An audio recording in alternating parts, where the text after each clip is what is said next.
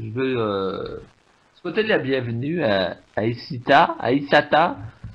J'espère que je prononce bien. Hein? Bravo pour ta détermination. Hein? Tu as réussi à rentrer. Donc, on est 10, Nathalie. C'est le temps de commencer. C'est parfait.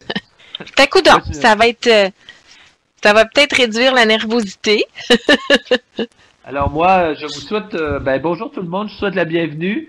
On a eu des petits problèmes techniques au départ, alors c'était un lien non partagé. Merci d'avoir participé, on vous envoie un lien, vous vous êtes branchés. Et puis là, j'ai le plaisir de céder le micro à Nathalie, qui est la formatrice aujourd'hui. Et puis on va parler de l'engagement au virtuel. Hein? Donc, il y a peut-être un mot qui s'appelle persévérance. Et puis ça, on l'a déjà atteint. Fait que bravo tout le monde d'être là, merci. Et puis, si vous avez des questions sur les instituts, mon nom est Louis Hull, je suis responsable de la programmation pour le Centre Franco. Et puis, vous pouvez adresser vos questions dans la boîte de clavardage. Voilà, Nathalie, c'est à toi. Bonne formation. Et puis, Parfait. Merci, merci. Je vois que je suis gelée à l'écran. Je suis figée dans le temps. Je ne sais pas si je vais dégeler. C'est dû certainement à la bande passante chez moi. J'ai pas de tempête, il fait beau, mais on est en campagne, on est dans le bois, donc c'est le meilleur de l'Internet n'est pas ce qu'il y a de plus extraordinaire. On me dit on n'a plus l'option d'ouvrir la caméra. Donc, je ne sais pas si les techniciens, je vais réappuyer à nouveau sur activer la webcam des participants. Donc, vous me direz si ça fonctionne maintenant. Si le volume est bon aussi ou quoi que ce soit. Donc, bienvenue. Bonne fin d'après-midi tout le monde. Je suis curieuse, mais avant d'être trop curieuse, je vais... Oh, voilà. Le formulaire de présence, merci de le remplir, mais ça ne sera pas long. On va modifier... ce qui a à être modifié pour que vous puissiez le remplir. C'est très, très court de toute façon, donc on ne s'inquiétera pas avec ça. Donc, je me présente rapidement. Je m'appelle Nathalie Laniel. Je suis conseillère pédagogique en affectation temporaire à l'école élémentaire catholique virtuelle du CSDCO depuis septembre. Donc, la lecture de romans au bord de l'eau, Slimane et Vita, oups, j'ai fait une faute, j'ai écrit Slima. Slimane et Vita qui sont chanteurs-chanteuses que j'ai découvert peut-être une couple d'années passées, que j'aime beaucoup. La bonne bouffe, ce qui touche à l'anthropologie médico-légale aussi, je trouve ça très fascinant. Les grandes marches en solitaire, je suis maman de 3 grands-enfants et je continue d'apprendre, évidemment, avec des collègues, avec les élèves. Donc, c'est à peu près rapido presto qui je suis, à qui vous faites affaire. Un petit avertissement, notre session sera enregistrée pour des fins pédagogiques, surtout que là, on a eu les petits pépins qu'on connaît, donc ça va être possible de voir pour les gens qui n'ont pas pu se joindre à nous. Donc, je voulais vous en aviser. Si vous voulez, comme je vous ai dit, gênez-vous pas pour activer votre caméra. Sinon, c'est correct aussi. On comprend ça. Puis, avant de débuter aussi, j'aimerais faire la reconnaissance des territoires. Donc, nous voulons reconnaître que nous avons le privilège de nous rencontrer aujourd'hui sur un territoire non cédé du peuple Anishinaabe que nous partageons avec les peuples Inuits et Métis. Nous reconnaissons que nous sommes aussi sur le grand territoire Haudenosaunee. De plus, nous sommes reconnaissants de toutes les contributions des peuples des Premières Métis et Inuits à la société d'hier et d'aujourd'hui. Petite activité brise-glace, je me demande, et là je vais vous envoyer un petit sondage du côté où vous pouvez voir. Voilà. Donc, je vais enlever la note 5, je crois que ça, on n'a plus besoin de ça. C'était pour vous connecter audio et tout ça.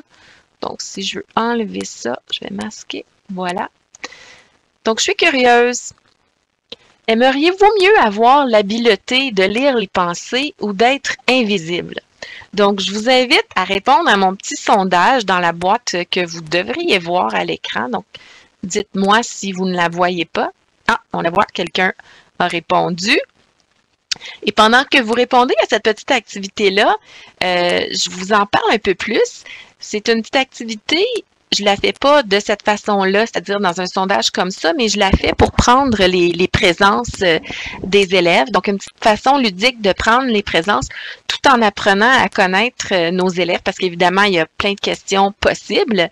Et mine de rien, comme ça, on peut modeler la phrase interrogative, on peut amener les élèves à réfléchir, prendre position. Je sais que moi, j'avais quand même plusieurs élèves qui n'arrivaient pas à se décider quand on posait des petites questions comme ça, les deux, ou je sais pas. Donc, au début, on y allait doucement, je les laissais faire. Puis à un moment donné, OK, là, tu es obligé de penser, réfléchir, prends position, choisis, justifie-toi, donc à l'oral. Alors, à force de se justifier à l'oral, ça va venir peut-être un petit peu plus naturel quand on va demander aux élèves de se justifier aussi dans les autres matières. Donc, ça travaille un petit peu l'habileté de la pensée aussi, la communication. Donc, des fois, on pense perdre du temps avec des petites activités comme ça, mais dans le fond, à force de le faire, il y a une bonne intention, il y a tellement d'intentions pédagogiques possibles derrière la petite activité que elle devient, ce n'est pas une perte de temps, mais on peut gagner du temps pour plus tard. Donc, au début, comme je vous disais, je ne les forçais pas à choisir, mais ensuite de ça, moi aussi, je modèle la façon de répondre, de se justifier, donner des raisons. Et puis, on apprend aussi, comme je vous dis, à se connaître comme ça. Donc, là, ce soir, 63% d'entre vous préférez ou aimeraient mieux avoir l'habileté de lire les pensées et contre 38% à celle d'être invisible. Donc, c'est ça. Petite question. Je ne vous demanderai pas de vous justifier, par contre, mais ça pourrait être intéressant. Et là aussi, je suis curieuse. J'aurais pu ajouter ça aussi dans mon petit résumé, que je suis une fille curieuse. Si je vous demandais de me donner un chiffre entre 1 à 5 à propos de votre niveau d'énergie, alors, est-ce que votre 1 étant le plus bas et 5 étant le plus haut? Dans la boîte de discussion, est-ce que vous vous sentez plus comme un 1, 2, 3, 4 ou 5, votre niveau d'énergie? Guylaine, malgré ses pelletages, ses 2 pelletages aujourd'hui, est encore à 5. Super, Guylaine. On a du 4, on a du 5. Des gens en forme. On sent au milieu, excellent. Des fois, on a des petites baisses au milieu de l'après-midi, puis après ça, oups, ça remonte un peu. Alors, excellent. Ben, j'espère qu'on va garder le niveau d'énergie élevé. Je suis contente de voir qu'il est élevé, malgré le temps de l'année, les vacances qui devraient s'approcher, mais qui ne seront pas pour tout de suite. Donc, on garde le moral, et malgré les tempêtes de neige à certains endroits. Donc, j'essaie de... Voilà. J'ai vu la question. OK, donc Louis a réussi à corriger le formulaire de présence. Merci Louis. Et j'avais vu la question à savoir si vous auriez accès à la présentation. Oui, je vais vous partager ça à la fin. Et alors, au menu aujourd'hui, pas que je voulais vous... Oui? Je voulais juste dire, peut-être que tu devrais essayer d'enlever ta caméra et la remettre pour voir si tu défigerais. Donc, voilà, c'est ça. Oui, je suis encore figé dans le temps. Hein? Et là, et non, tu es figé. Alors, tu peux continuer. C'est tout. Voilà, merci. Je vais l'arrêter. J'essaierai de la repartir tout à l'heure. Alors, au menu ce soir, comme entrée froide, je vous l'ai dit que j'aimais la bonne bouffe, hein, donc l'analogie avec la bouffe. L'engagement, c'est quoi? On va parler un petit peu de relation enseignant-élève. C'est certain que c'est des choses qu'on sait, mais c'est toujours bon des fois d'en rejaser puis d'en rediscuter pour le garder bien en tête. Comme entrée chaude, on va parler de stratégie d'engagement. Ensuite de ça, comme plat principal, évidemment, entre les stratégies d'engagement, on va avoir des exemples concrets de diverses stratégies d'engagement avec et sans la technologie. Et on va aussi avoir toujours dans la tête nos intentions pédagogiques. Et comme dessert, s'il nous reste du temps, on aura un petit dessert, ça sera à vous de jouer puis d'essayer d'utiliser un des aspects ou de vous préparer un petit quelque chose ou avoir mettre les mains à la pâte, comme on dit. Donc, honnêtement, c'est pas toujours facile, l'engagement des élèves. On a des hauts, des bas. Moi, en février, en salle de classe, je remarque toujours personnellement une baisse. Puis d'habitude, c'est ça, là, juste avant les vacances, ils sont plus capables de s'endurer, ça se chicane, ça pleurniche plus facilement. Donc là, je ne sais pas ce que ça va donner avec les vacances un petit peu repoussées, mais chose certaine, c'est que faut pas lâcher, aller chercher nos élèves. OK, je reviens ici. Voilà. Alors, nos objectifs d'apprentissage, eh bien, d'ici la fin de l'atelier, on va essayer d'avoir une variété d'idées pour garder une bonne relation enseignant-élève. Et on aura peut-être aussi une nouvelle définition du sens de l'engagement. On connaîtra des stratégies d'engagement. On connaîtra une variété d'intentions pédagogiques aussi selon l'utilisation des stratégies et des idées qui vous toucheront aussi plusieurs programmes cadres. On sera capable d'utiliser de nouveaux outils technologiques. J'espère que ce ne sera pas tout du déjà vu. Et on aura bâti peut-être une activité là, à utiliser dès cette semaine ou la semaine prochaine. Donc, c'est ce qu'on va essayer d'accomplir ensemble. Si vous aviez à décrire l'engagement en un mot, qu'est-ce que ce serait? En un mot ou quelques mots. Je vous invite dans la boîte de discussion à m'écrire, là, sans trop réfléchir, qu'est-ce qui vous vient en tête quand on vous dit le mot engagement. On va jouer à action-réaction. Je vous dis ananas, vous pensez pina colada. Je vous dis engagement, vous pensez quoi? Participation, oui. Disponibilité. Motivation, je fais. Je ne sais pas si j'ai manqué des réponses. Rigueur, le jeu, l'écoute active, stratégie, échange. Super! Motivation, montrer un exemple. Excellent. Vous allez voir que dans vos réponses, on a ici aussi, là, ça va rejoindre les différentes définitions que j'ai trouvées. Donc, j'ai fait un petit peu de recherche pour trouver des définitions plus savantes que ce que j'aurais pu dire.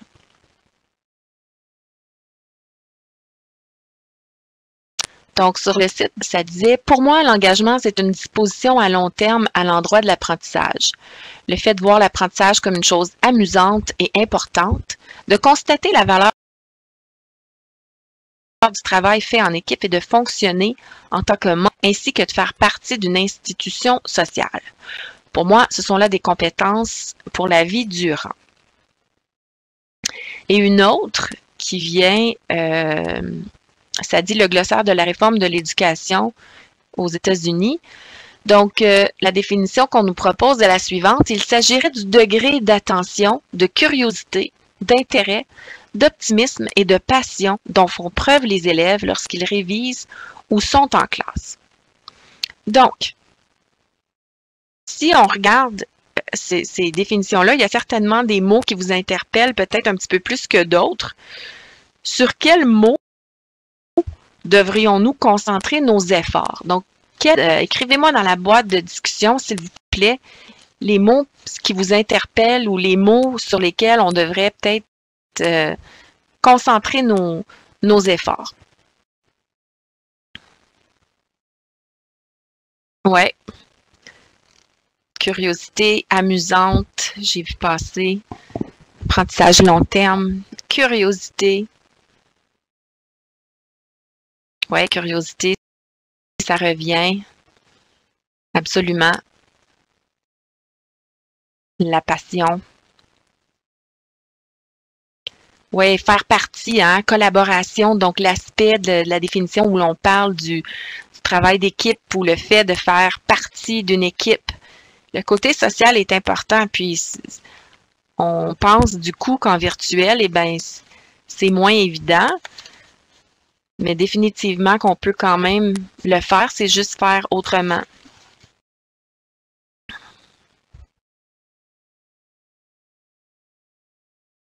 Super, merci de votre participation. Donc, l'aspect social, on connaît ça, comme je disais tout à l'heure. Je trouve donc que c'est toujours bon de se le rappeler. Il y a plein de choses qu'on connaît, mais on est tellement bombardé d'informations. Souvent, c'est quelque chose dont on parle beaucoup en début d'année. Le climat de classe, la relation avec les élèves, entre profs-élèves, l'atmosphère de la classe. Mais c'est tellement important, et pas seulement qu'au présentiel, autant sinon plus encore au virtuel. Tu sais, des systèmes de points, tout ce qu'on peut faire pour mousser tout ce qui est relations interpersonnelles et l'aspect social. J'en ai mis ici des exemples. Donner la parole aux élèves. On parle jasette de la fin de semaine, raconter une blague, présenter son animal domestique ou son nouveau jouet, ce qui touche à leur vie habituellement. Ça, c'est pas mal gagnant. Ils aiment ça. Se brancher plus tôt pour jaser justement avec eux autres de autre chose que ce qu'on est en train de par connaître leurs intérêts pour qu'entre eux, ils se trouvent des intérêts communs aussi et développent des liens. Les aider à développer des liens amicaux. Travailler en petits groupes, avoir des rencontres individuelles. C'est toutes sortes de choses qu'on fait déjà, j'en suis certaine, pour mousser les relations, les bonnes relations et le climat de classe, une bonne atmosphère de classe. On le sait, on le dit souvent aussi, il faut commencer par passer par l'affectif avant d'être capable d'aller toucher au cognitif. Donc, je vais vous partager, bougez pas, comment je vais faire ça, un Jamboard. Donc, je vais juste m'assurer que j'ai bien mis accès à tout le monde. Oui, tous les internautes, parfait. Donc, je vais vous inviter, je vais mettre ça dans la boîte de discussion ici. Voilà, c'est fait. Donc, on va utiliser ce Jamboard-là ce soir, puis il va rester accessible par la suite là, dans le lien que je vous enverrai de la présentation. Il va y avoir le lien du Jamboard aussi. Puis, c'est un endroit où on va aller mettre toutes sortes d'idées ce soir, nos réflexions, etc. Donc, ça va être concentré au même endroit. Donc, à la page 1 du Jamboard, soit avec un pense-bête, donc sur le côté à gauche, vous avez les outils. Alors, sous la flèche, vous avez le pense-bête ou un petit peu plus bas, la zone de texte. Utilisez l'un ou l'autre. Je vous invite à donner vous autres aussi vos petites idées, vos interventions, vos petits gestes qui font en sorte que ça mousse le bon climat, la relation entre élèves et la relation entre enseignants et élèves. Donc, je vois qu'il y en a qui ont réussi à joindre le Jamboard. Excellent.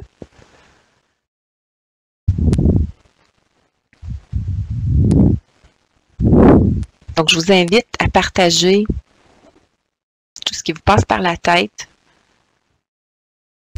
ce que vous faites, ce que vous aimeriez faire. Une idée, souvent une idée en génère une autre aussi. J'en ai mentionné, mais connaître les élèves, oui.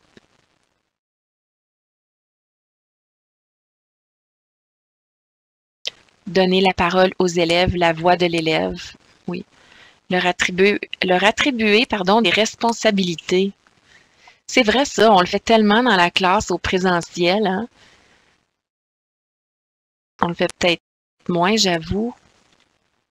Quand ils sont en équipe, des fois, on va leur dire, hein, t'es le gardien de l'écran, t'es le gardien du temps, t'es le gardien de la parole. Mais d'autres responsabilités au niveau de la classe. Être disponible. Saisir le moment. Un t-shirt montré, une couronne, un costume. Ah, vous voulez dire comme l'enseignant pourrait porter un costume ou un accessoire, quelque chose comme ça pour...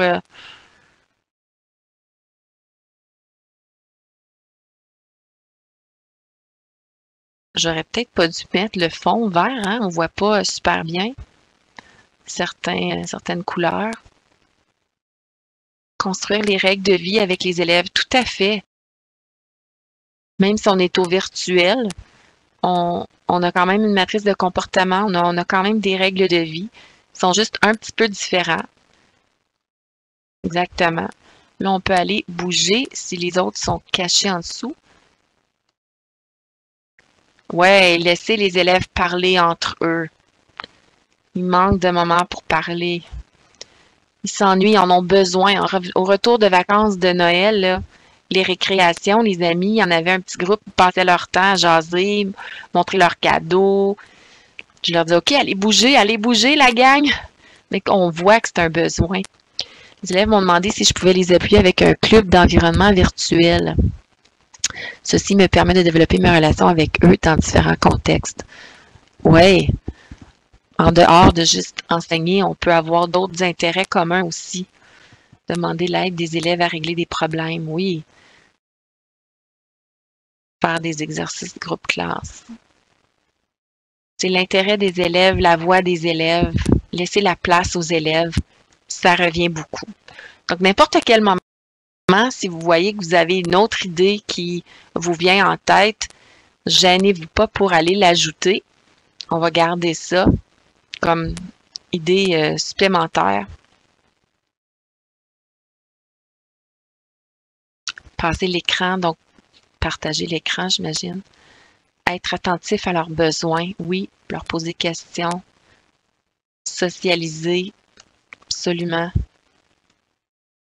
Super. Donc, je vais revenir ici.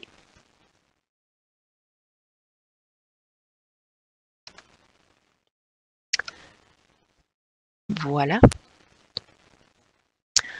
Donc, je trouvais quand même important, comme je vous disais tantôt, même si c'est quelque chose dont on parle beaucoup, il y a plein de ressources qui existent.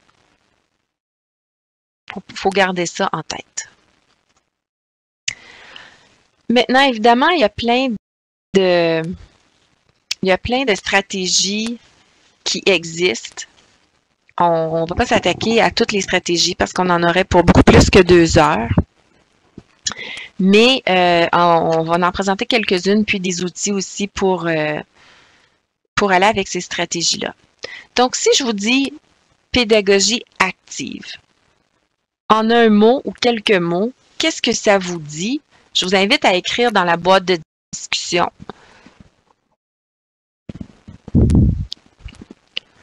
Donc, un peu comme tantôt, action-réaction, quand on dit pédagogie active, quel mot est-ce que ça suscite chez vous? Engagement, interaction,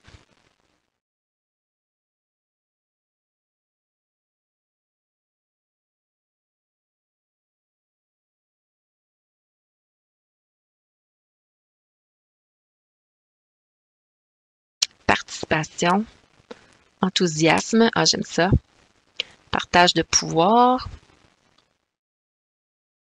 interaction, participation active,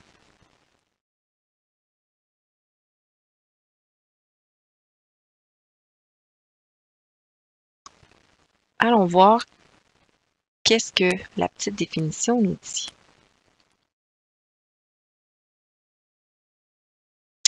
Donc, selon la ressource que vous voyez au bas de l'écran, le concept de pédagogie active est axé sur l'implication des élèves dans le processus d'apprentissage par le biais d'activités qui ont du sens pour eux, ce qui les aide à réfléchir sur ce qu'ils font et à comprendre pourquoi ils le font. Le but est d'offrir la possibilité aux élèves de participer activement au cours. Donc, évidemment aussi que ça va dépendre de notre groupe d'âge, notre niveau d'études.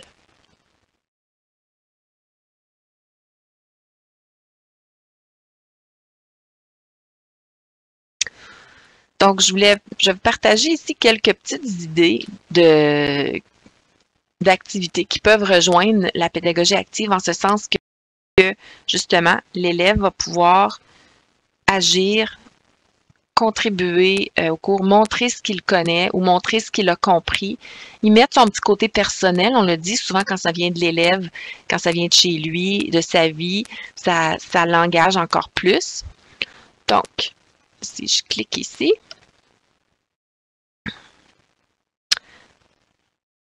Je vais mettre mes lunettes. On dirait que la fin de la journée, je vois moins bien.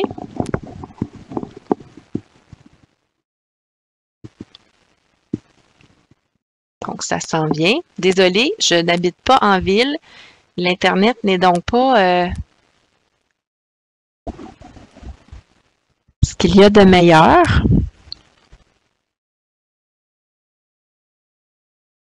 Puis si j'ouvre trop de choses, ben ça sera pas mieux, ça va être encore plus lent. Alors, on regarde ici pour l'air. Ici, c'est un Jamboard sur l'air. Donc, les élèves ici ont montré, on devait mesurer une tôle à biscuits avec soit des papillons autocollants ou des cartes, peu importe, et prendre la photo. C'était la journée Crachabalumifou, là. J'enseigne pas toujours avec ce qui est un foulard. Ici aussi, je leur demandais de trouver des grandes surfaces à mesurer à la maison. Des moyennes et des petites aussi. Donc, quelque chose de simple. Ils sont dans l'action, ils participent. Il faut qu'ils aillent chercher dans la maison aussi. En même temps, ça les fait bouger.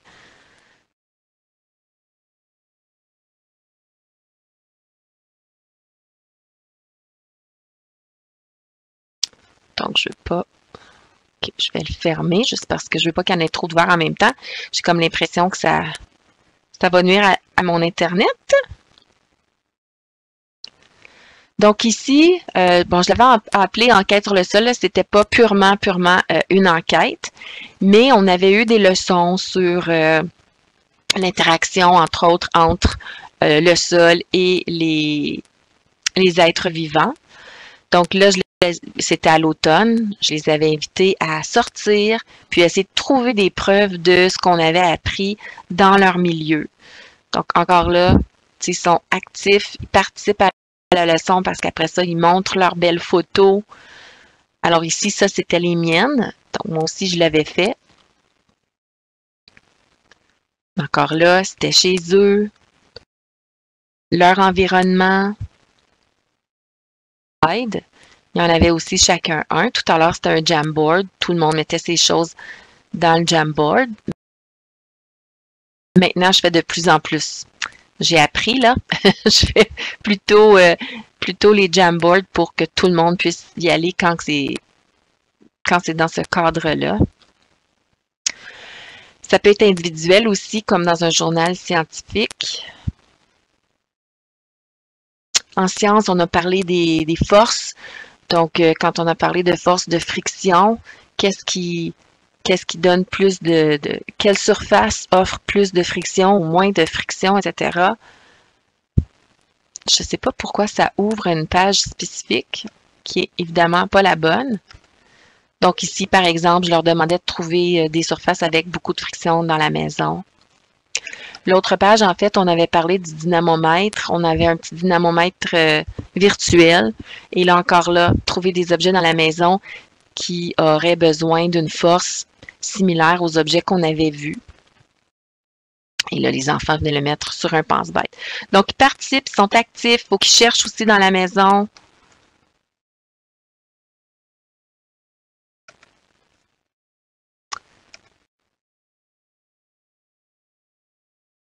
Ici, je vous montre quelque chose d'individuel. J'ai fait un petit journal scientifique. Donc, l'élève devait faire un dessin d'une de ses activités préférées et puis indiquer les sortes de forces en action. Donc, lui ici, c'est le petit bonhomme qui pêche. Donc, il a mentionné musculaire et fraction. Alors, je voulais discuter avec lui.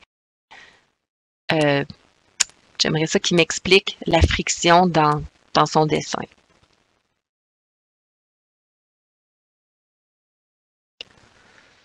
Ensuite de ça, donc j'ai mis, c'est ça, on a parlé des unités de mesure non conventionnelles pour mesurer l'air, des choses de la maison, les sortes de sols trouvés à la maison, des photos de leur construction aussi qu'ils faisaient, de leur expérience, quand ils font des expériences. Donc,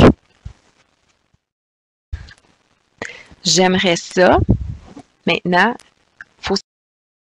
ça faut aussi penser à l'intention pédagogique qu'on veut avoir. Qu'est-ce que ça pourrait être? Donc, je vous ai mentionné montrer ce qu'il a compris, montrer ce qu'il connaît après certaines leçons.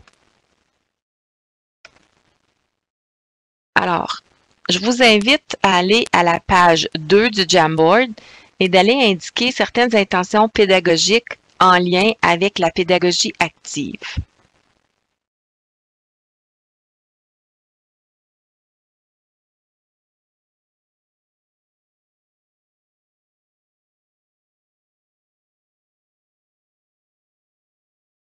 Donc, c'est le même Jamboard que tout à l'heure. Donc, quand on pense à la pédagogie active, quand on pense à nos activités, qu'est-ce qu'on a en arrière comme intention pédagogique?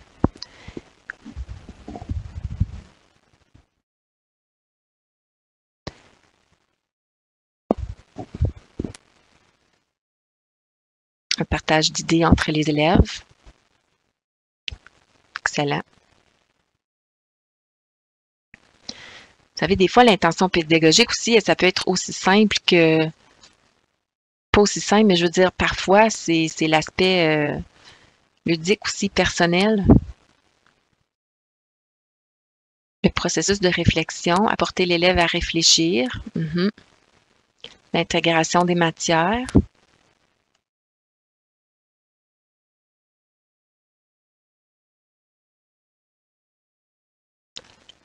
Implication des élèves, oui.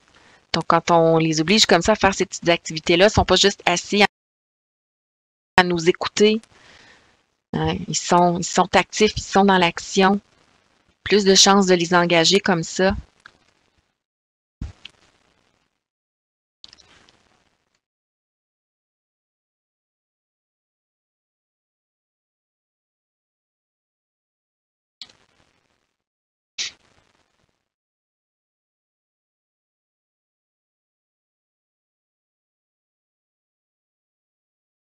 Comprendre, réagir.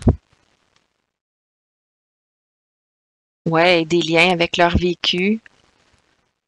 Puis c'est ça. Puis quand ils se rendent compte que ce qu'on apprend, c'est relié à leur vécu, ça donne un sens à ce qu'ils apprennent aussi.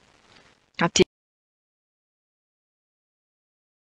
ils le voient autour d'eux, transférer dans mon environnement, ouais. La triangulation, on va en parler aussi ce soir.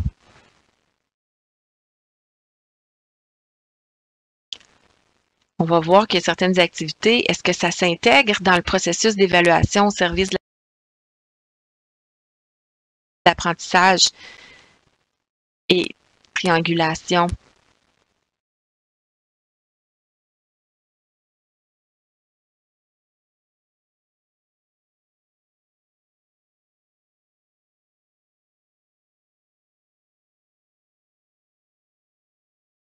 Ah oui, c'est des bonnes questions. Est-ce qu'ils peuvent faire des liens avec l'exploration de carrière? Avec le vécu. OK. Étant donné qu'on a commencé aussi un petit peu en retard, je vais...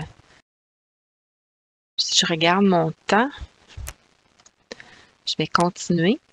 Et n'importe quel temps aussi, si vous pensez à autre chose, gênez-vous pas pour aller dans le Jamboard, ajouter des éléments de réponse, des idées.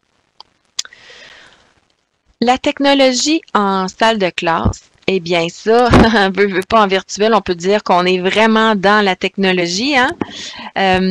Donc, les outils technologiques en milieu scolaire peuvent contribuer à augmenter l'engagement de plusieurs façons. On le sait.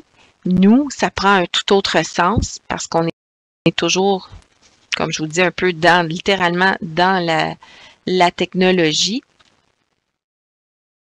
Donc, en même temps qu'on parle de technologie, en même temps, je vais parler de la ludification, qui est connue aussi sous l'anglicisme de gamification, donc game, qui est une autre stratégie possible pour stimuler l'engagement des étudiants. Donc, ça implique l'utilisation d'éléments de jeu, caractéristiques ludiques ou la conception même de jeux dans le contexte scolaire.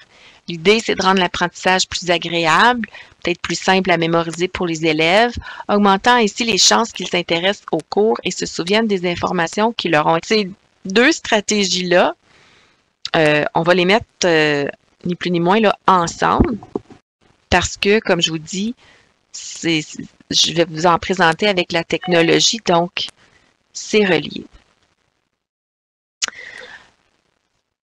Je vais vous présenter ce soir des exemples d'utilisation de Kahoot, d'Edpuzzle, de Nearpod, Scratch, Flipgrid, Screencastify. Je vais le mettre ensemble. Je vais vous expliquer ça tantôt pourquoi. Et Vocaroo. Donc, pour chacun, je vais vous présenter quelques exemples d'utilisation. Mais à chaque fois aussi, je vais vous laisser la chance. On n'est pas nombreux, alors je ne sais pas si je vais le faire en session ou si on va juste continuer de le faire en grand groupe. Ben merci Guylaine. Ben tant mieux. Tant mieux si je t'ai donné quelques idées.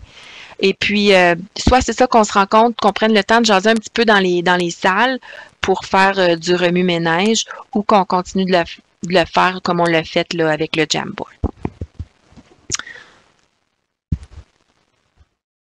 OK. Donc, Vocaroo, c'est un site, c'est hyper convivial, c'est très, très, très facile à utiliser.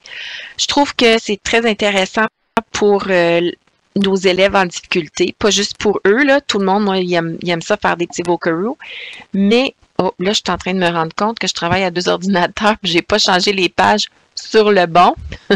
Désolée. Pardonnez-moi. C'est ça, c'est facile d'accès, donc c'est au point de vue de technologie d'aide, là, si on pense, on a un élève qui a un scripteur dans son PEI, ben c'est un assistant virtuel, c'est un petit outil qui peut être très, très, très facile d'accès, comme je vous dis, là, je vais vous montrer ça vite fait. Ça peut être un bon outil de conversation ou d'observation, selon le cas. Donc, je vous montre quelques exemples. Alors ici, on ne l'écoutera pas tout au complet parce que elle avait à faire, c'est qu'on avait parlé du processus d'analyse critique, mais surtout les 2 premiers, là. Donc, de la réaction qu'on a quand on regarde une œuvre, ce que ça suscite, les émotions, à quoi on pense, les images que ça crée, et la description, en faisant un peu de lien là, avec les fondements, les concepts clés à l'étude qu'on avait vus. Donc là, les élèves avaient le choix entre les 2, puis ils venaient inscrire leur nom, puis insérer leur... Oups, ça n'a pas fonctionné. Je veux cliquer sur... Ah ben voyons. Attendez, je vais juste sortir. Je l'avais mis en dessous ici, ça fait que je vais... Puis vous allez voir que je suis certaine qu'elle n'aurait pas parlé autant que ça si elle avait écrit.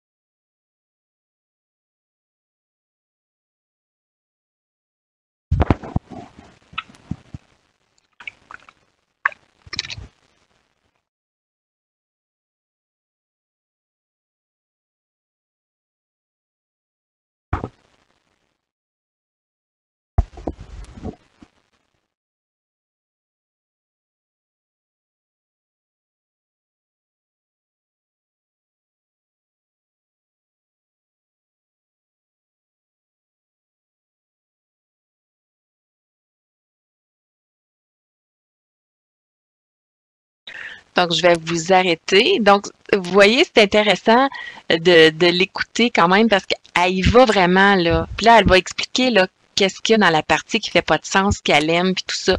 Donc, moi, je suis convaincue qu'elle n'aurait jamais autant décrit ses émotions ou ses pensées face à cette peinture-là si elle avait dû écrire.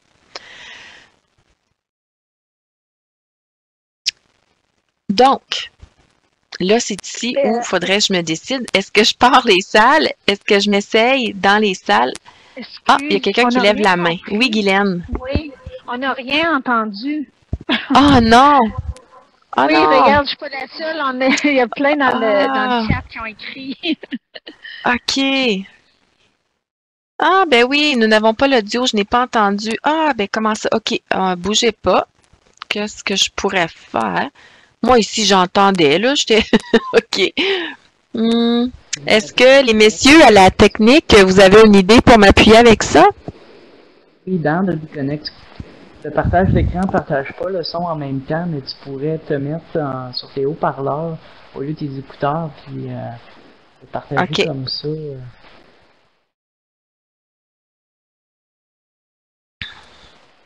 Donc, je vais brancher ceci. Est-ce que vous m'entendez toujours? Oui, on t'entend tout. Oui, on t'entend tout. OK. Parfait. Je vais le repartir. Donc, désolée de ne pas avoir vu ça dans la boîte de discussion plus vite. J'ai pris la deuxième photo. Moi, ça me fait penser à des couleurs chaudes et un peu de chaude et froide, mais aussi il y a beaucoup de gris et de noir. Et ça me fait penser à des formes, des lettres et aussi ça peut être des faces et des formes.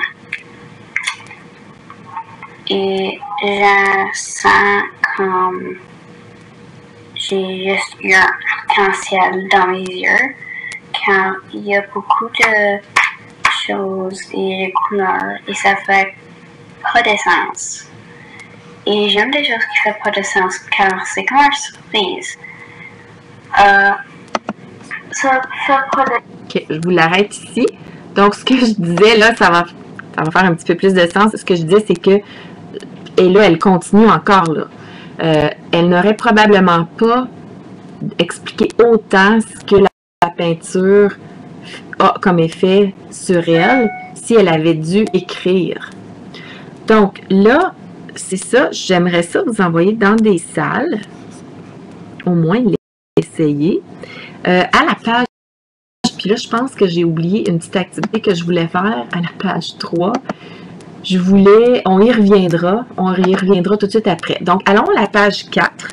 J'aimerais ça que dans les salles, vous alliez discuter ensemble, que vous fassiez un remue-ménage sur les intentions pédagogiques et les différentes utilisations que vous pourriez voir avec ce site-là, le Vocaroo. Donc, si je fais ceci, là, il y a trop d'ateliers. Je vais en couper. Je vais en enlever pour faire des plus petits groupes. OK, comme ça.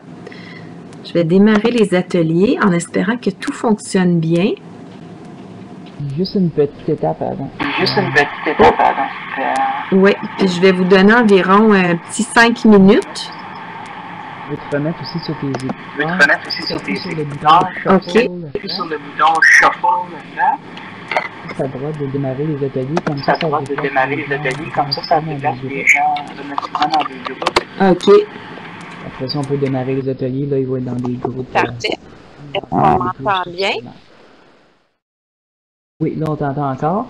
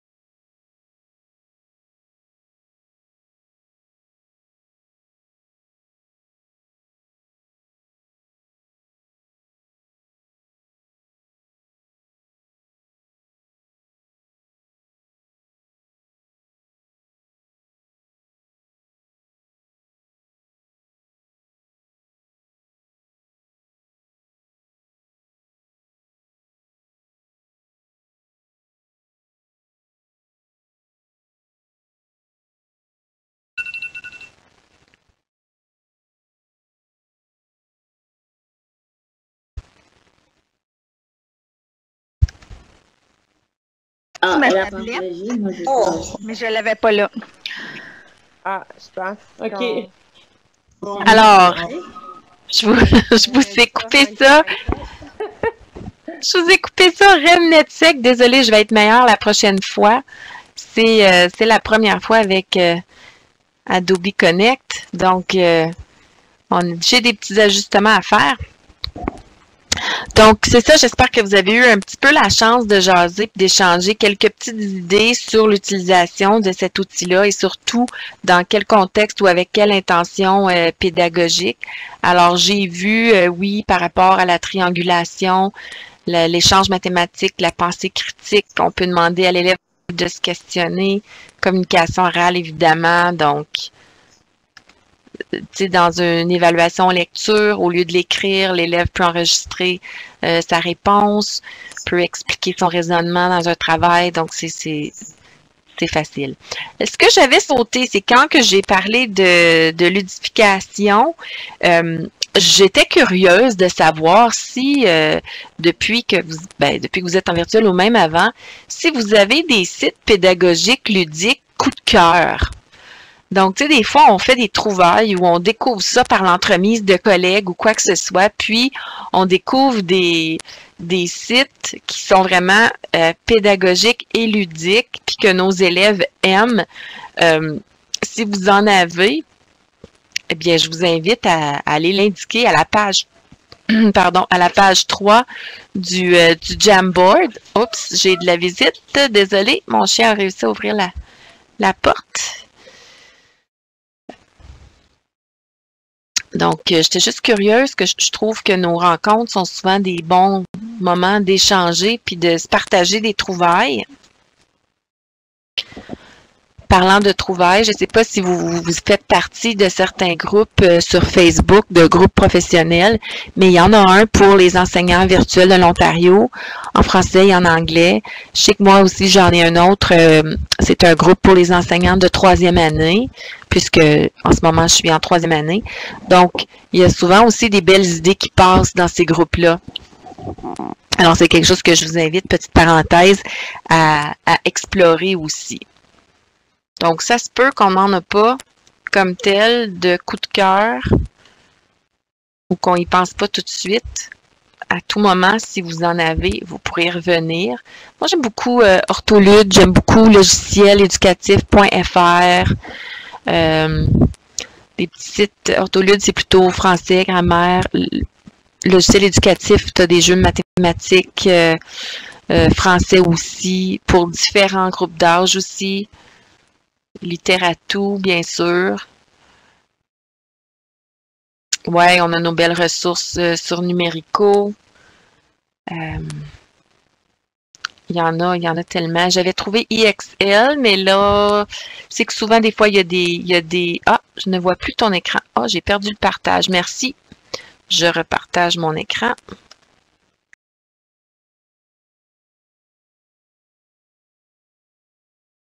Idelo, NetMaths. Il y en avait un autre de mathématiques. Le nom m'échappe. C'est comme dans un jeu aussi, là.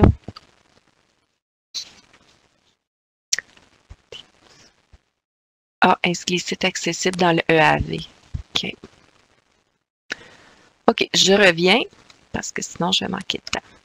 Un autre que vous connaissez peut-être, c'est Kahoot.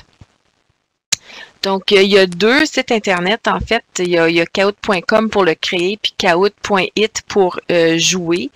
Évidemment, il y a toujours des versions gratuites et des versions payantes. Donc, quand on ne paie pas, on a un petit peu moins d'options. Mais, quand même, juste exemple, plus sous forme de quiz, là, de jeux questionnaires. Je vais vous montrer quelques exemples, mais on pourrait aussi, pour la version payante, avoir des sondages, par exemple. Dans la partie quiz, tu peux aussi avoir des vrais ou faux. Donc, s'il y en avait un sur le sol, donc pour aider les élèves avec le vocabulaire, avec la texture du sol, avec les types de sol, l'interdépendance entre le sol et les êtres vivants, donc animaux et plantes. On lance le jeu. Oups. Désolée, je ne sais pas qu'est-ce qu'elle a à pleurer comme ça. J'espère que vous ne l'entendez pas.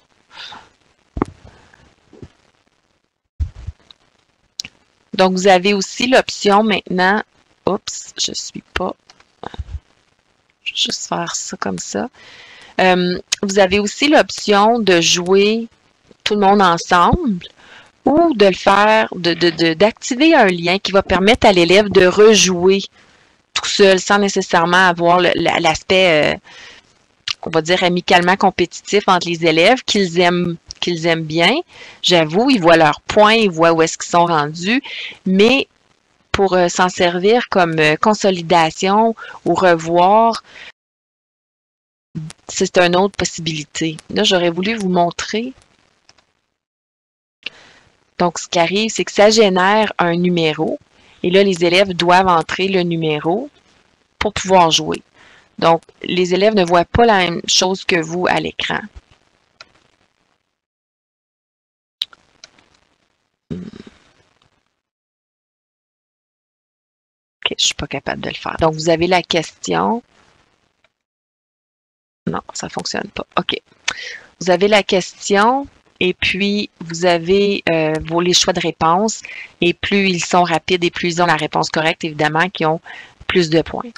OK, je vais juste l'arrêter. Comme je vous dis, quand vous avez une version qui est plutôt une version payante, vous pouvez faire des slides, il y a d'autres façons de l'utiliser. Sauf que j'aurais voulu vous le montrer mieux que ça, là. On peut l'utiliser comme diagnostic aussi en début pour voir les élèves ce que rappellent, activer les connaissances. On peut s'en servir comme ce qu'on appelait formatif, hein, une évaluation au service de l'apprentissage, voir où est-ce qu'ils en sont rendus.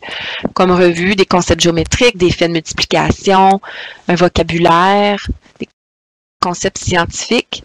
Donc, j'ai quelques questions pour vous aussi que j'aimerais que vous alliez discuter dans les salles. Je vais vous donner environ 5-7 minutes. Est-ce que vous voyez des occasions où ce serait l'élève qui pourrait l'utiliser et créer son propre Kahoot? À quelle fin pédagogique? Est-ce qu'on pourrait l'utiliser comme un mode d'évaluation? Donc, comme une production, par exemple. Donc, j'aimerais que vous alliez en activer dans un petit instant. Est-ce que vous aimeriez avoir des groupes plus gros? Ah, je viens de voir un commentaire ici. Ambassadrice pour l'Ontario, le jardin de Vicky. Ah, OK, merci Guylaine. Le jardin de Vicky. Oui, j'ai déjà entendu ça. Si vous voulez avoir des groupes plus gros, je pourrais enlever une salle et vous auriez des groupes un petit peu plus gros, étant donné que ça pourrait peut-être permettre des discussions plus riches. Voilà. Je vais faire ceci. Donc, je vous invite à aller discuter de ces 3 questions-là. Pendant ce temps-là, je vais essayer de le mettre en mode pour que je puisse mieux vous montrer le jeu.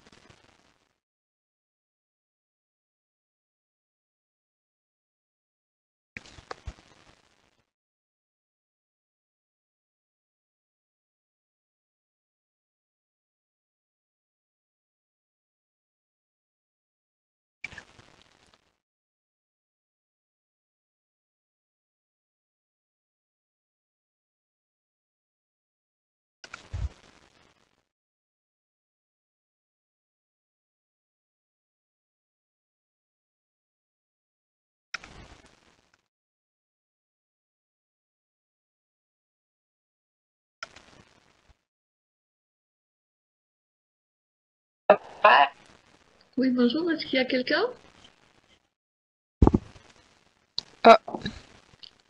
Oui, je crois. Oui, ben, je ne sais pas si je devrais voir quelqu'un ou entendre. Tout à l'heure. Dans quelle salle est-ce que vous êtes? Je suis dans une salle.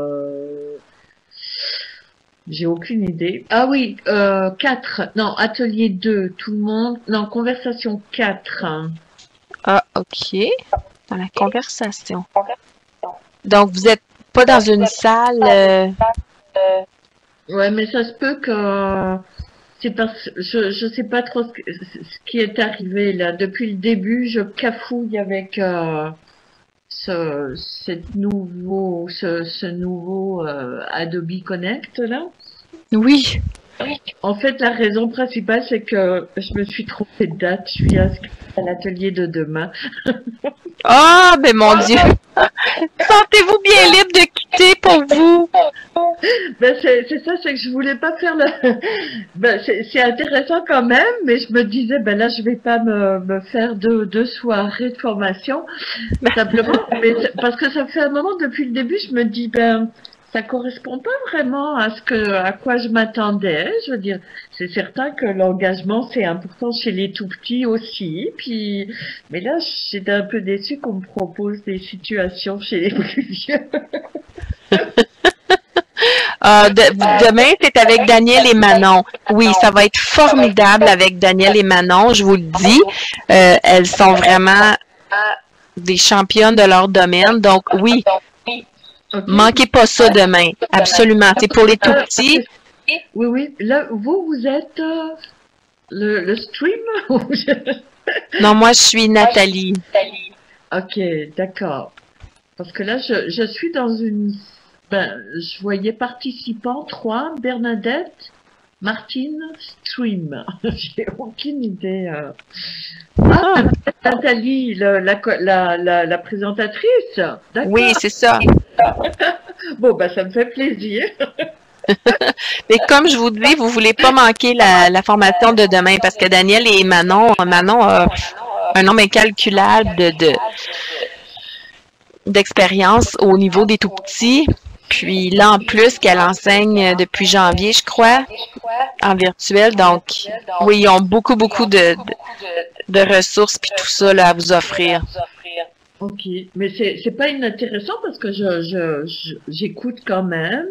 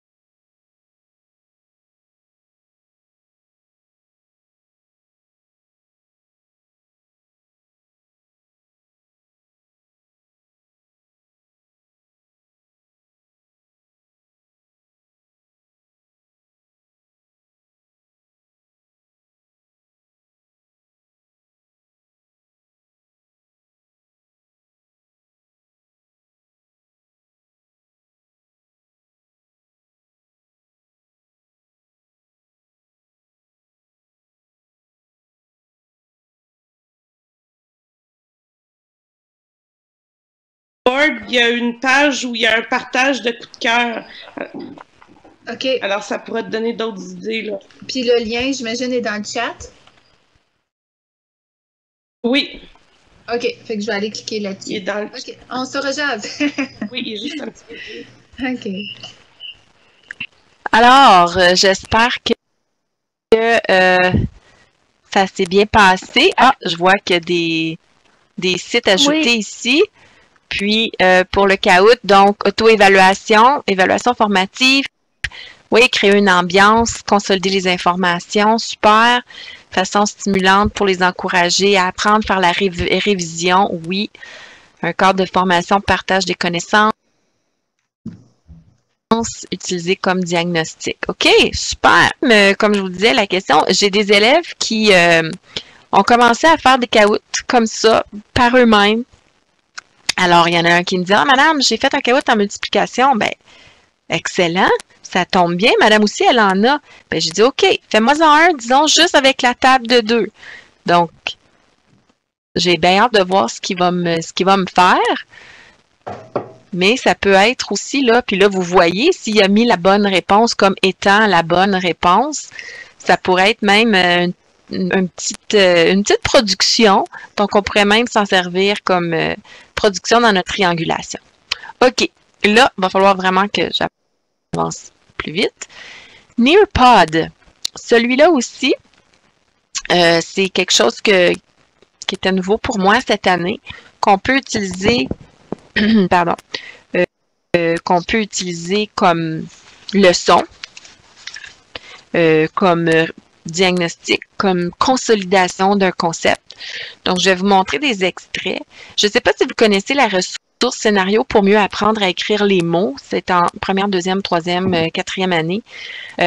Donc, je l'utilisais, sauf que je me suis dit, comment je vais faire ça à l'écran? Donc, il a fallu que je me réinvente, que je m'inspire des activités et que je fasse autre chose.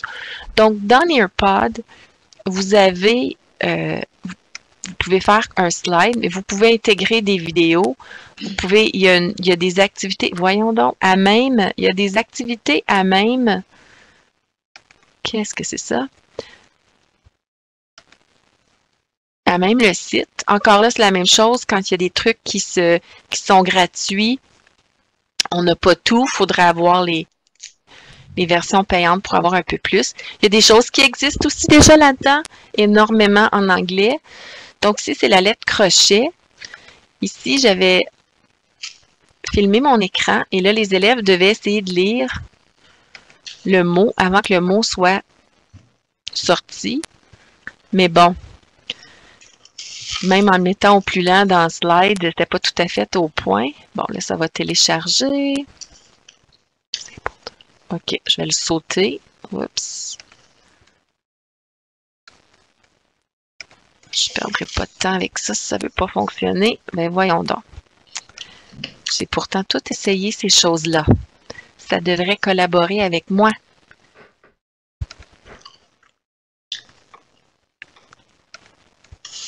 Vu que je finisse, est-ce que je peux tricher comme ça? OK, je vais vous montrer un autre exemple. Donc, celui-là, c'était mon exemple où c'est vraiment la leçon comme telle d'un concept. Je vais vous en montrer un en sciences en espérant que ça fonctionne. Je pense que quelqu'un qui a son micro activé, qui croque une bonne pomme. Je vais réessayer ça ici. Juste écrire Nat. Donc, ça, c'est très convivial aussi avec ceux qui utilisent Classroom. Alors, un exemple de petit jeu. Si vous avez vu les sortes de forces, là, vous allez voir comment ils se débrouillent. Alors, on peut écrire ici, rappelons-nous les 5 sortes de forces.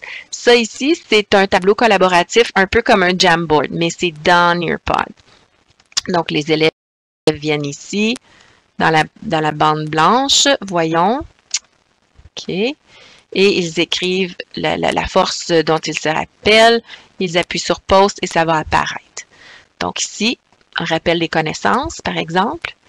Et là, un petit jeu d'association où ils doivent associer l'image à la force présentée. Donc, on glisse. Oh, il y a de la neige, il y a de la friction. Le gros aimant, la force magnétique. On s'amuse, on saute sur le trampoline qui est la force élastique. La force musculaire qui nous permet de soulever ça. Oups, là, je suis allée trop vite. Il n'a pas accepté ceci. Et la chute d'eau qui tombe, donc la force gravitationnelle. Et là, vous pouvez voir le résultat de vos élèves.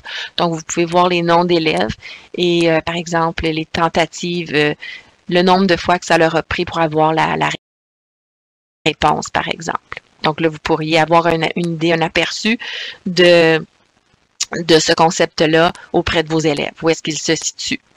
Time to Climb, ça, mes élèves, c'est un de leurs jeux favoris. Je vais baisser le volume.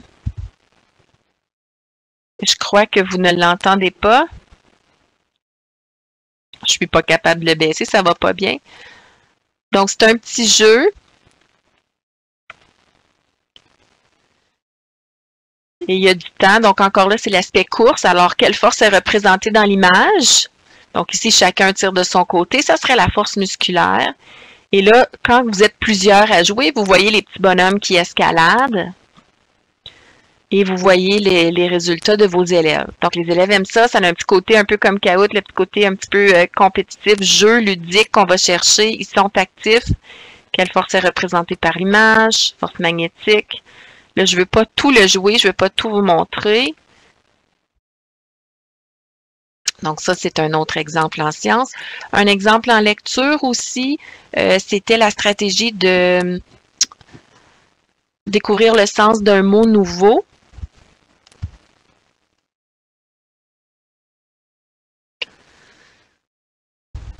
Donc, vous avez aussi la possibilité d'ajouter une petite bande audio à vos diapositives dans Nearpod.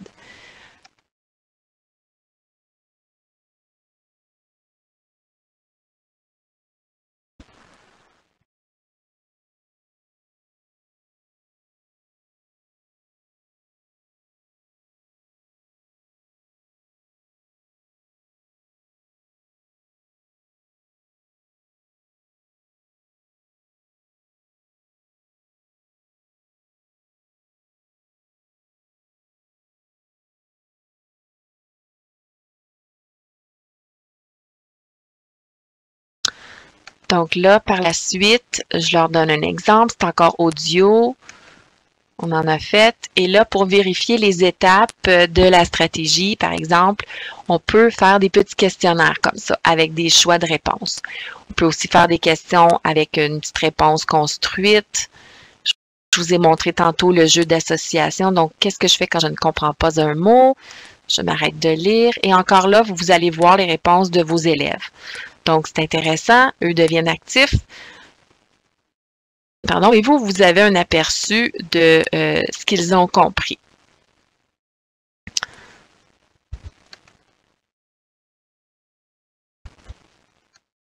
Ensuite de ça, oui, OK, là, il ne voudra pas parce que j'ai triché.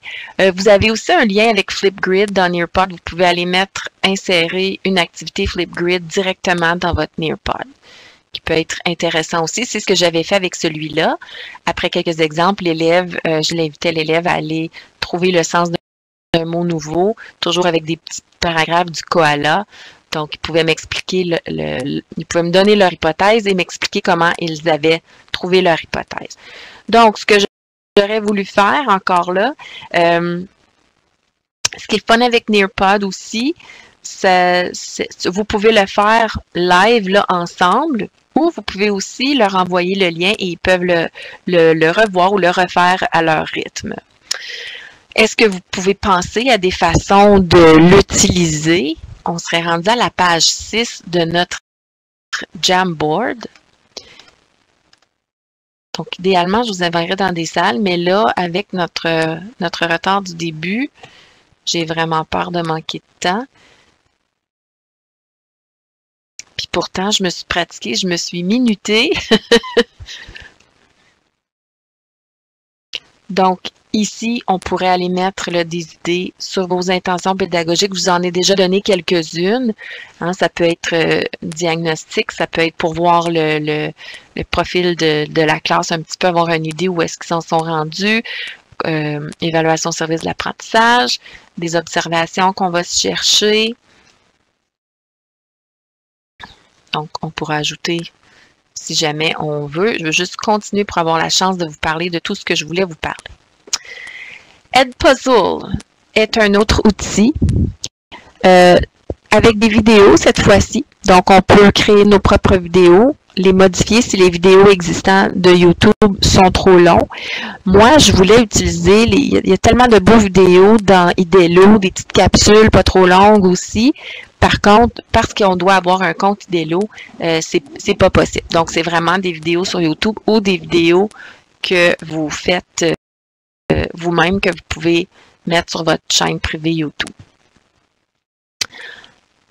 On donne une intention d'écoute à l'élève parce que Edpuzzle, c'est, comme je vous ai dit, un vidéo qu'on prend, puis qu'on arrête en posant des questions à l'élève. Ou on peut aussi ajouter de la voix par-dessus, des questions à choix multiples ou des petites questions avec des petites réponses courtes. Ça se synchronise encore là avec Classroom pour les conseils qui utilisent Classroom. Alors, vous pouvez directement la voir dépendant dans votre flux ou quoi que ce soit. Et l'élève, vous allez voir, je vais vous montrer, il ne peut pas continuer la vidéo sans répondre. Il peut revenir en arrière puis le réécouter, mais il ne peut pas poursuivre la vidéo sans répondre aux questions. Donc, je vais vous en montrer des extraits, encore là, dans différentes matières pour vous donner différentes idées. C'est assez facile d'utilisation aussi. Et c'est aussi un outil où on peut regarder si vous le faites live, tout le monde en même temps. Puis les premières fois, c'est ce que je recommande. Vous pouvez voir où est-ce qu'ils sont rendus, à quelle question, à quel minutage de la vidéo ils sont rendus, puis quand est-ce qu'ils ont terminé. Donc ici, pour vous mettre en contexte, on avait parlé, on avait lu des histoires, on avait construit des schémas narratifs ensemble et tout ça. Donc, comme vous voyez, c'est une émission de Radio-Canada dans la zone des petits, bout à bout. Et je voulais voir là ce qu'ils comprendraient et ce qui se retiendrait du schéma narratif et quelques petites questions de plus aussi. Donc, au début de cette émission-là, c'est un petit peu long, le petit chien parle, blablabla. Donc, c'était coupé au début, comme je vous disais tantôt. Vous pouvez modifier la vidéo.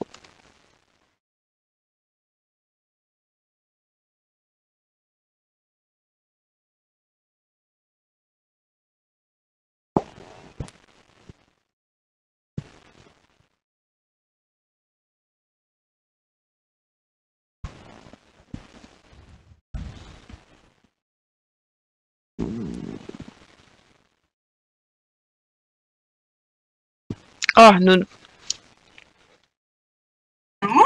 Vous m'entendez pas? Ben oui.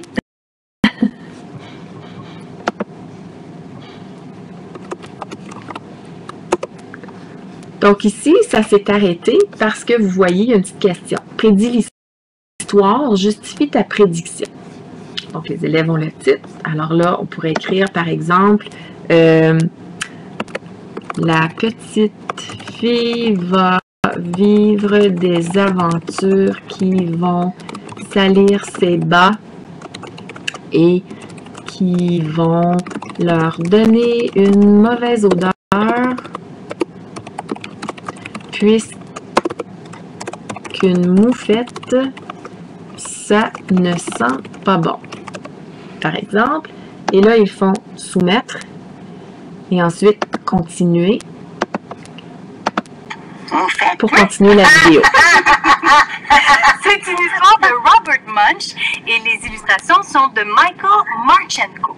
C'est l'histoire d'une petite fille qui vit dans un village amérindien et qui désire quelque chose très très fort. Le jour où Tina déclare qu'elle veut des chaussettes neuves, sa maman l'amène au seul magasin qui existe dans la petite ville.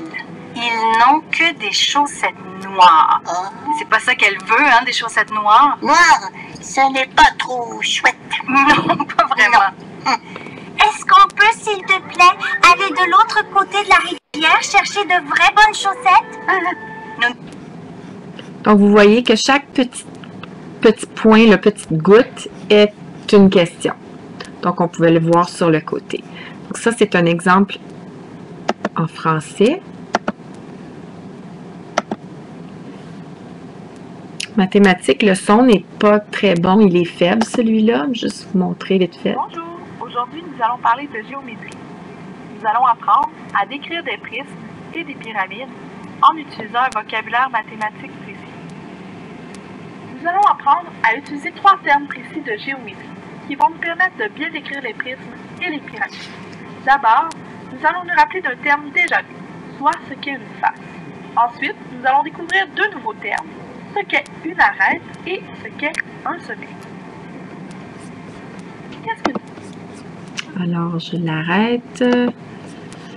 En études sociales, je voulais vous montrer quand c'est un choix multiple. Donc ici, j'ai pris Screencastify pour filmer la vidéo pour être capable de l'utiliser.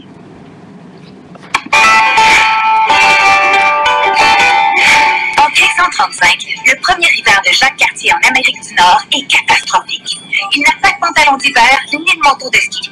Mal vêtu, mal préparé, bloqué par les glaces près de Limoilou, il n'a presque plus rien à manger et le corps de ces hommes meurt de froid ou de scorbut. Pour contrer cette maladie qui extermine l'équipage, Thomas Gaillard, l'interprète Huron de Jacques Cartier, décide de préparer un mélange d'écorce et de plantes mystérieuses. L'équipage retrouve la forme comme par miracle. Alors là, vous avez l'exemple de choix multiples. Vous pouvez mettre 2 réponses, 3 réponses comme vous voulez. Donc, qu'est-ce qu'il y avait dans le médicament autochtone qui guérit les marins? Alors voilà. Élève. Puis ça peut servir de mise en situation, ça peut servir... Et voilà un peu la question que je voulais vous poser justement. Comment pourriez-vous utiliser cet outil? Avec quelle intention pédagogique? Puis je vous lance la question aussi, est-ce qu'on pourrait demander à l'élève de poser ses propres questions? Donc, quelle heure est-elle là? On peut peut-être prendre là, quelques minutes en grand groupe pour aller mettre des idées à la page 7 du Jamboard. Mais on n'ira pas dans les salles parce que on est serré un petit peu dans le temps. Donc, si vous pensez à des... Je vais me rebrancher ici. OK, est-ce que vous m'entendez? Parce que je pense que le son est mieux quand j'ai le casque, le micro-casque. Oui, on t'entend, mais le son est mieux, comme tu as dit. Parfait. Donc, dans le cadre d'un processus en apprentissage par enquête. Oui. Alors, si vous voyez différentes utilisations, différentes intentions pédagogiques à cet outil-là, mais ils aiment bien. Moi, à chaque fois que j'ai essayé quelque chose avec les élèves, je leur demandais, OK, est-ce que vous aimez ça? Est-ce que madame devrait le réutiliser? Est-ce que je laisse tomber? Tu sais, je vais avoir le pouls des élèves pour essayer de garder des stratégies, des outils qu'ils aiment. Donner de la rétroaction.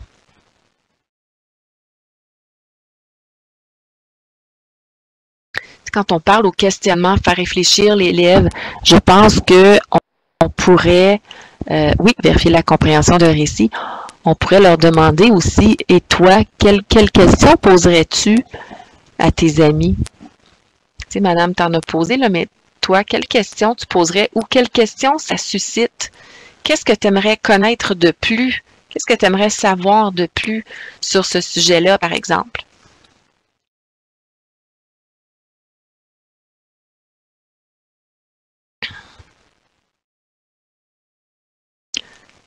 Évidemment, ça pourrait être la partie de communication qui est de réagir à un message aussi.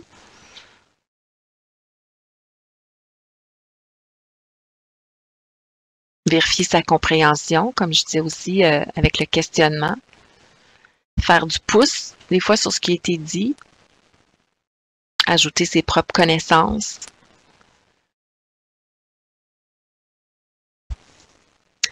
Les 2 prochains, je vais les présenter ensemble parce que c'est pas mal. Il y a des petites différences, mais ça a vraiment le même but ou les mêmes utilités. C'est Screencastify, Summit là, qui est dans Screencastify et Flipgrid. Par contre, je sais qu'il y a des conseils qui ne peuvent pas utiliser Flipgrid. Screencastify, c'est une petite, on va dans le Chrome Web Store, on peut l'ajouter à nos extensions. c'est facile d'utiliser. Je vous ai fait 2 petites vidéos pour vous montrer la différence entre les deux.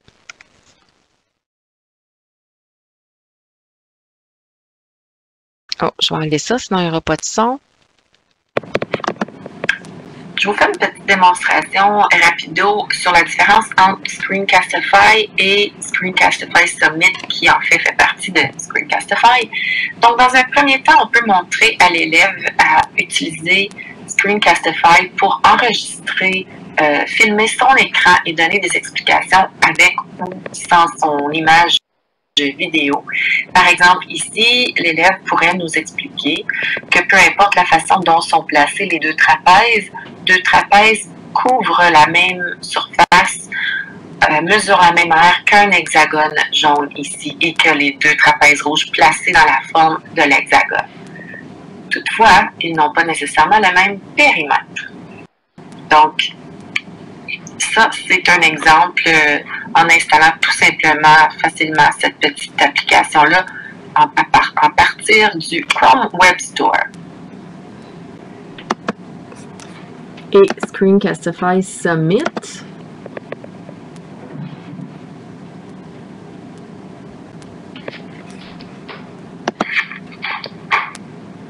Donc, je vais vous montrer ici le Screencastify Summit. Donc, vous venez cliquer ici aux 3 petites lignes. Puis, vous allez dans Summit ici.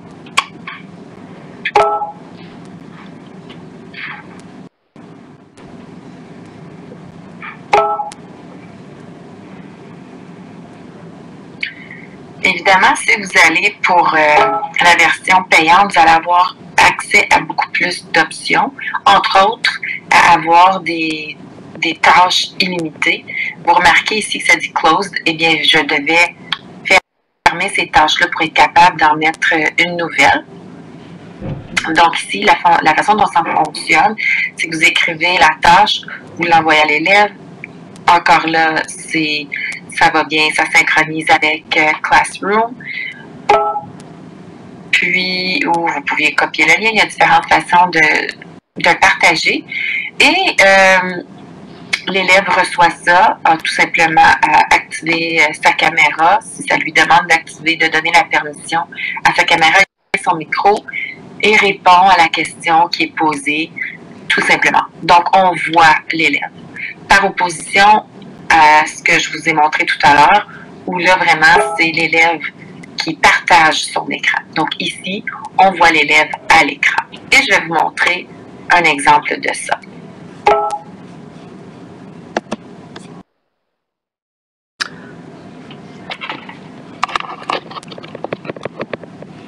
Donc, vous pouvez faire compter l'élève, lui demander de compter, je ne sais pas moi, de 350 à 410. De compter par bon, d'expliquer sa stratégie, expliquer son travail. Et ici, ils avaient à faire une petite danse selon certaines petites choses qu'on avait fait. Donc, c'est ce que j'allais vous montrer. Et avec Flipgrid, c'est pas mal la même chose. Sauf que ce que j'aime de Flipgrid, surtout pour les amis qui auraient des difficultés en lecture, et la possibilité de vous enregistrer. Ça, c'est étrange. Quand je l'ai essayé, ça m'amenait tout de suite. Okay. Vous pouvez lui expliquer la consigne au lieu que l'élève lise la consigne par lui-même. Donc, je trouve ça le fun. On a l'impression qu'on leur parle directement. Ça, c'est un exemple que j'ai fait quand on était en confinement ce printemps.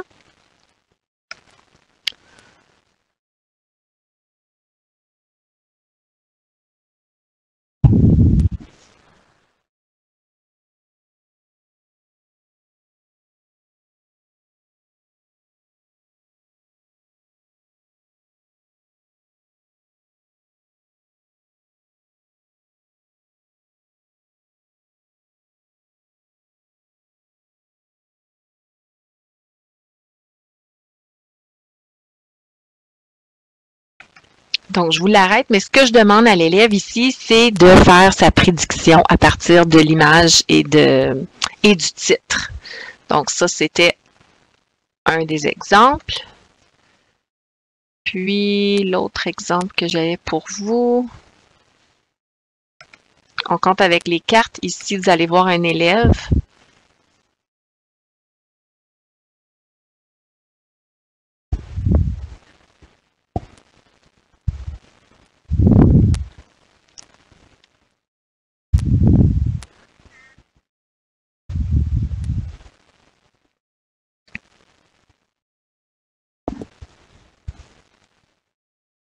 Donc, l'élève devait piger des cartes et lire le nombre.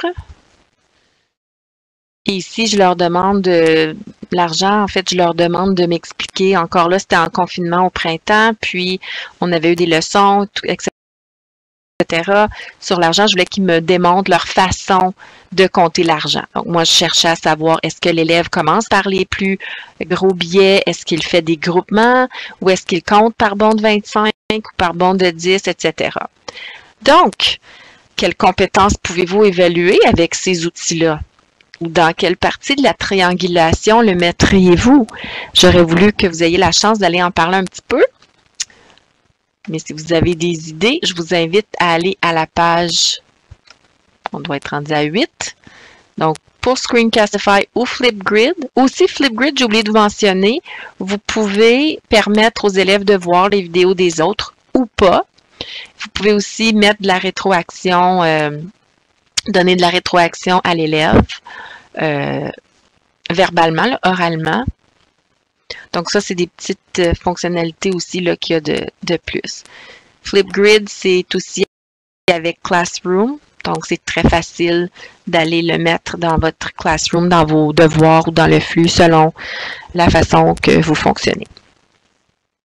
Donc, si jamais il y en a qui ont des idées, on pourrait les ajouter. C'est vraiment dommage.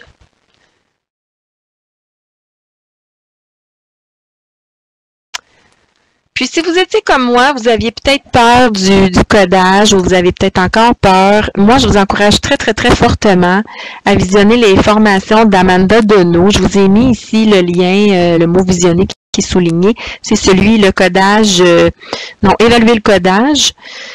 Oui, mais comment? Et c'est sur le site des instituts. Mais je vous ai mis le lien ici. Puis, elle en a fait un autre, le codage de première à quatrième année. Puis, je pense qu'elle a l'autre, c'est de 5e à 8e, je crois. Probablement sur le site de la FEMO. Vraiment, là, elle est excellente pour vulgariser, aller décortiquer les mots du curriculum important puis donner en frais. Donc, je vous suggère ça. Les élèves, j'ai commencé, puis honnêtement, c'est incroyable ce qu'ils peuvent faire. J'avais fait un petit truc direct pour les sciences avec les forces et je leur ai demandé, OK, j'ai fait une erreur dans le code, puis je leur ai dit, OK, est-ce que vous êtes capable d'aider Scratchy à faire le but? Puis un élève, j'aurais voulu vous le montrer, là, c'est le tâche de 5-6e année, là, avec les blocs si, alors, puis en tout cas, elle a mis du son, incroyable. Donc, ça, c'est vraiment gagnant. Si vous voulez impliquer vos élèves, là, organisez-vous pour faire l'intégration de matière tout en codant. C'est vraiment gagnant. Enfin, l'apprentissage collaboratif, donc, ou on peut dire aussi coopératif. Alors, une stratégie qui repose sur le fait que l'élève travaille en équipe. Je voulais vous donner quelques exemples. Donc, l'enseignement réciproque. Je vous ai mis ici, sous le mot enseignement réciproque, c'est souligné, c'est une petite feuille de route pour rappeler quelles sont les 4 stratégies, le rôle du mini-prof. Il y a un module sur l'atelier aussi. Je vous ai mis le lien que l'atelier, on ne peut plus voir les vidéos puisque Flash Player, ça ne fonctionne plus. Mais il y a quelques documents quand même que vous pouvez imprimer. Enseignement réciproque, c'est dans votre guide aussi d'enseignement efficace de 4 à 6, sauf que moi, je l'ai fait en 3e année en salle de classe, je l'ai fait en virtuel, puis avec un bon modelage, c'est certain, il faut modeler la tâche en tant que telle, aussi, il faut modeler ce qu'on s'attend des élèves dans les salles, co-construire nos critères, faire des retours après les activités aussi, super important, l'objectivation, parce que même si on se promène de salle en salle, on peut pas tout voir ce qui se passe, puis des fois, on a des pépins d'Internet, puis là, on les entend pas, ou en tout cas. Ça a super bien été. Donc, des fois, il ne faut pas dire, ah, ben, tu sais, ça, c'est au niveau moyen. Non, avec quelques ajustements, quelques adaptations, ça fonctionne et ils aiment ça, puis sont beaucoup plus engagés. Ils s'entraident. Donc, on développe d'autres belles... on travaille nos HH. Hein, on travaille d'autres belles habiletés. Donner cette idée-là, résolution de problèmes mathématiques, évidemment. On a fait aussi, dans le cadre du carnaval, un genre de jeu d'évasion. C'était un questionnaire Google, mais tu dois avoir la bonne réponse pour être capable de passer à la prochaine question. C'est pour ça que je vous dis genre jeu d'évasion. Ils étaient en équipe. Puis ça a super bien été, ils travaillaient bien. Donc, quand on voit là qu'ils sont à la tâche puis sont engagés, on dit OK, ça c'est winner, je garde ça. Donc ici, c'était des petites inférences, on avait des personnages, on avait des indices. Ils devaient donc écrire correctement, évidemment, sinon ça ne fonctionne pas le personnage. Et si c'était le bon, ils avaient ensuite la prochaine question, toujours avec les mêmes personnages, mais avec un nouveau texte. Donc, ça, vous pouvez le faire dans différentes matières encore là, avec différentes intentions. Une pratique collaborative des stratégies de lecture, cercle de lecture, la consolidation d'un concept avec un partenaire, peut-être se donner des idées pour créer un prototype en sciences. On pourrait peut-être faire le remue-ménage en équipe, après ça, on le fait chacun de notre côté à la maison. Des travaux créatifs aussi, comme mettre des paroles sur un extrait vidéo. Ça a été super le fun aussi. Donc, c'est un petit extrait du film Frozen. Oh. C'est Olaf et Sven, le caribou ou le renne. Donc, il y a un petit peu de musique, mais ce que vous l'enlevez, vous mettez ça sur mode silence et les élèves doivent imaginer ce que Olaf et Sven pourraient se dire.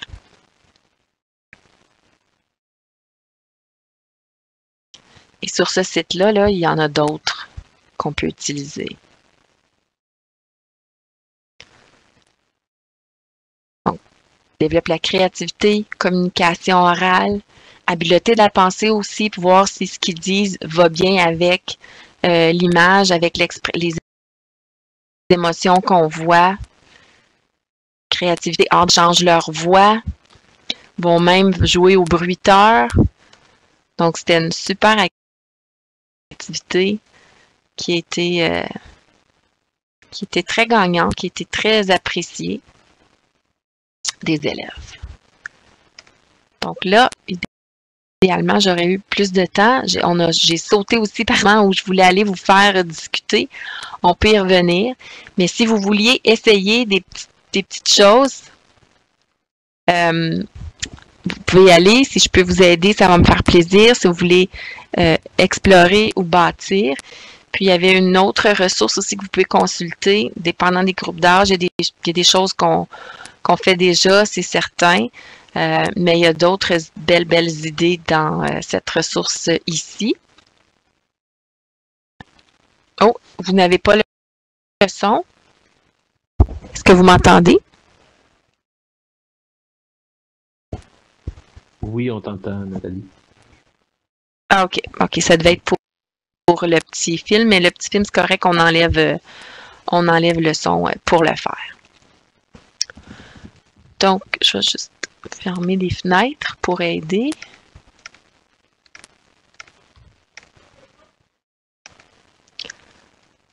Donc, si vous voulez prendre quelques minutes, on peut jaser aussi d'ajouter, donc, un autre remue-ménage aussi à la page 9 de notre Jamboard, des possibilités de travaux d'équipe en virtuel. Je vous en ai donné quelques exemples. Oui, je vous partage ça. Vous allez me dire si ça fonctionne aussi.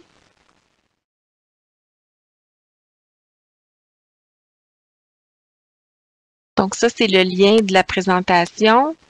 Puis, dans le lien de la présentation, vous allez voir... Oh, non, je vous ai pas partagé la bonne chose. Désolé. Désolé. Je recommence ça.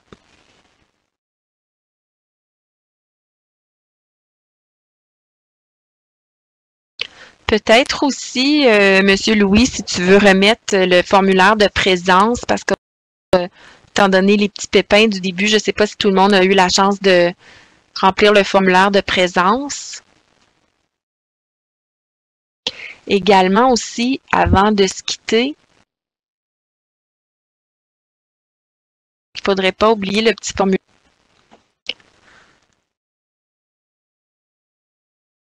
Alors, je vous invite à aller ajouter les possibilités de travaux d'équipe au virtuel. Qu'est-ce qu'on peut faire? Donc, résolution de problèmes, comme je disais tantôt, des pratiques collaboratives pour différentes stratégies de lecture.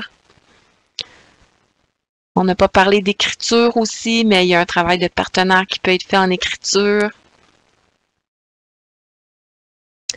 Oui, les extensions Google, donc qui permettent aux élèves de partager leur travail, donc de collaborer. Quelle intention est-ce qu'on a? Oui, l'écriture collaborative, tout à fait. Puis, il y avait des pages qu'on avait sautées. Donc, si vous voyez différentes utilisations, intentions pédagogiques, outils d'évaluation dans notre triangulation pour les pages qu'on a sautées parce que j'avais trop peur de manquer de temps, là. La page 8, la page 7, on l'a fait, Edpuzzle. La page 6, qui était avec Nearpod.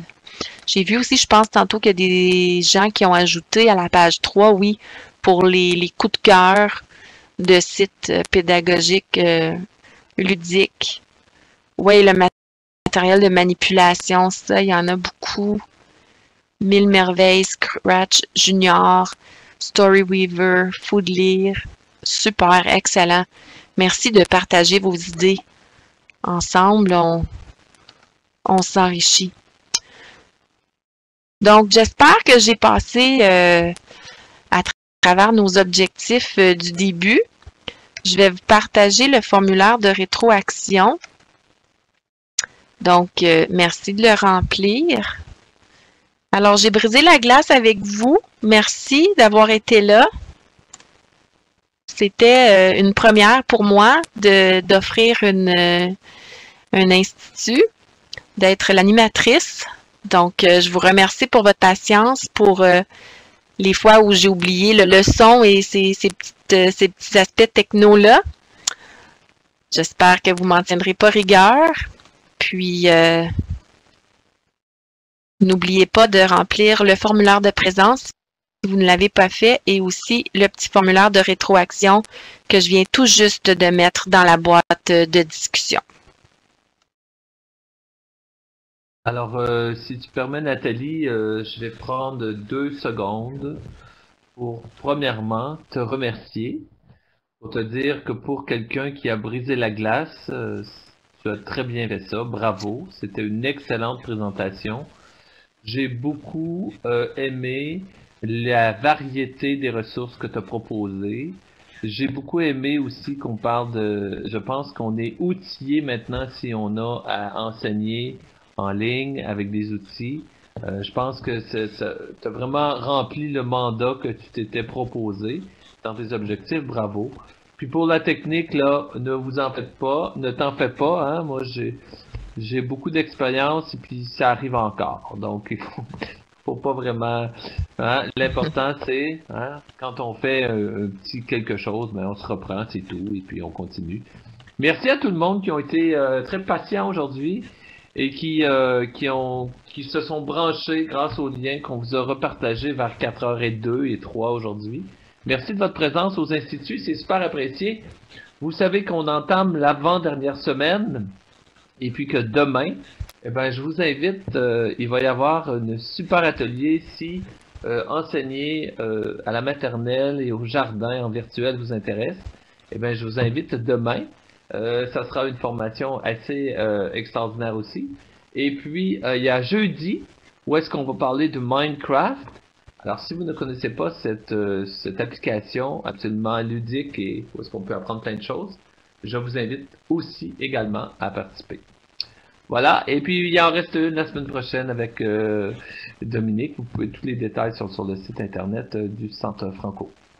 Dernière petite annonce, on est au mois de mars et puis ça fait une semaine que j'en parle. Le 10 mars, à compter de 19h, eh bien, on a une conférence avec Hugo Kavanaghi, personnage assez intéressant au niveau de la pédagogie. Je vous invite à assister. Pour ce faire, vous n'avez qu'à consulter le site internet du Centre Franco et tous les détails sont là. Vous avez à cliquer « Je m'inscris » et puis c'est gratuit et ça dure à peu près 1 heure. Donc le 10 mars, conférence avec Hugo Kavanaghi. Encore une fois, Nathalie, bravo. C'était excellent. Merci beaucoup pour ce soir. Merci tout le monde. Merci Louis. Et je vous souhaite une excellente soirée à tout le monde. Moi, Louis, j'ai pas réussi à m'inscrire à cette conférence-là. J'ai essayé, mais je sais pas pourquoi. J'ai pas réussi.